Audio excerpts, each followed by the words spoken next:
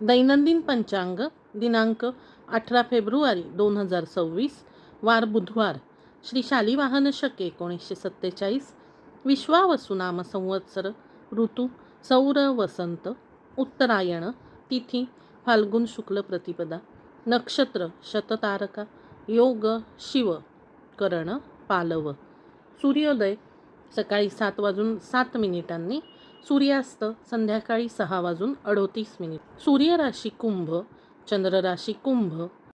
आज असणार आहे चंद्रदर्शन. दिनविशेष गोकर्ण महाबळेश्वर रथोत्सव आणि सौर वसंत ऋतू प्रारंभ. आजचा दिवस हा शुभ दिवस आहे.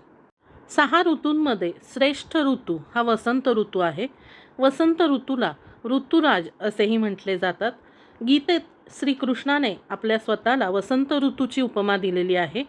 ऋतूमध्ये वसंत आहे त्याप्रमाणेच मी आहे. म्हणजे वसंत ऋतू ज्याप्रमाणे सर्वोत्तम मानला जातो त्याप्रमाणे श्रीकृष्णही सर्वोत्तम आहेत.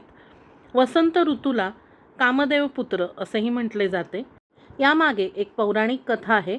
राजा दक्षने महादेवाचा अपमान केला. आपल्या वडिलांनी आपल्या पतीचा अपमान केल्यामुळे देवी सतीने हवनकुंडात उडी घेऊन प्राणत्याग केला होता. देवी सतीच्या विरहानंतर महादेव अनेक वर्ष ध्यानस्थ बसले. अनेक वर्ष ते आपल्या जागेवरून हललेही नाहीत. त्या दरम्यान तारकासूर नावाचा राक्षस प्रबळ झाला होता. या राक्षसाने कठोर तपश्चर्या करून ब्रह्मदेवांना प्रसन्न केले आणि वरदान मागितले की माझा मृत्यू भगवान शिवाच्या पुत्राद्वारेच झाला पाहिजे. तारकासुराला ही जाणीव होती की महादेव तपश्चर्या करत आहेत. त्यांची एकाग्रता भंग करणे अशक्य आहे आणि ते पुन्हा विवाह करणेही शक्य नाही. त्यामुळे त्यांनी अशा प्रकारचा वर मागितला. ब्रह्मदेवांच्या या वरदानामुळे तारकासूर अधिक बलवान झाला. त्याने सर्व देवदेवतांना हरवले, स्वर्ग काबीज केला, अराजकता माजवली. त्यामुळे सर्व देव हतबल होऊन विष्णुदेवांकडे गेले. विष्णुदेवही तारकासुराचा वध करू शकत नव्हते.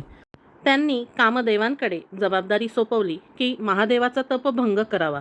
कामदेवाने वसंत ऋतूची निर्मिती केली. या ऋतूमुळे गार वारे वाहू लागले. आल्हाददायक वातावरण तयार झाले. झाडांना नवीन पालवी फुटली. मोहरीच्या शेतात पिवळी फुले उगवू लागली. आंब्याची झाडे बहरू लागली. या आल्हाददायक वातावरणामुळेच या ऋतूला ऋतुराज असेही म्हटले जातात. या ऋतूमुळे आणि आल्हाददायक वातावरणामुळे महादेवांची एकाग्रता भंग झाली. त्यांनी क्रोधित होऊन आपला तिसरा डोळा उघडला. महादेवाचा तिसरा डोळा उघडताच कामदेव जळून राख झाले. शिवाचा राग शांत झाल्यावर त्यांना तारकासुराला मिळालेल्या वरदानाबद्दल कळले आणि कामदेवाच्या पत्नी रती हिने भगवान शिवाला कामदेवाला पुन्हा जिवंत करण्याचीही विनंती केली.